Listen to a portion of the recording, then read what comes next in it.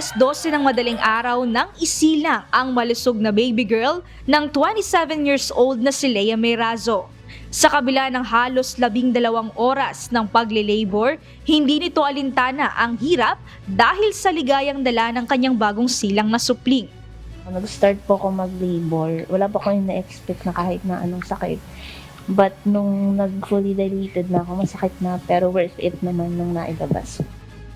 Ayon kay Lea, January 4 ang orihinal na due date niya, subalit napaaga ito at sumakto pa niya ng alas 12 upang hiranging New Year baby ang kanyang baby girl.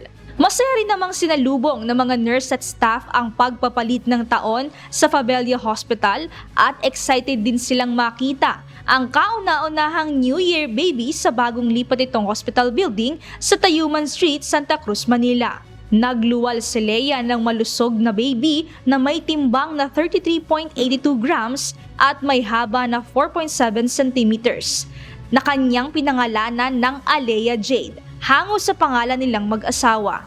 Pag-asa ni Lea ang paglaki ng kanyang baby girl ng malusog at may takot sa Diyos.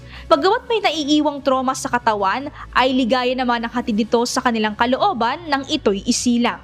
Samantala, kaugnay nito, ayon sa mga eksperto, pagsilang ng mga sanggol ngayong 2025 ay tatawagin na ang mga ito na Gen Beta babies. Pasok sa Generation Beta o Gen Beta ang mga ipinanganak ng taong 2025 hanggang 2039, kung saan ayon sa blog na isinulat ni Mark McRendell, ang Gen Beta baby ay mas exposed na sa mga artificial intelligence at mas malawak na exposure pa sa mas advanced na teknolohiya.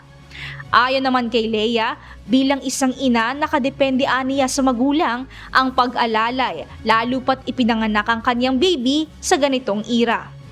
Well, nasa pagpapalaki naman yan, to limit na lang yung mga use ng gadgets hanggat hindi pa niya kaya intindihin.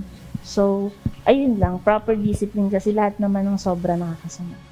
Bagamat natapos na ang taong 2024, magiging pasimula naman ito ng masaya at bagong hinaharap sa bawat magulang na magsisilang ng kanilang anak ngayong taon. Nia Alonso, UNTV News and Rescue.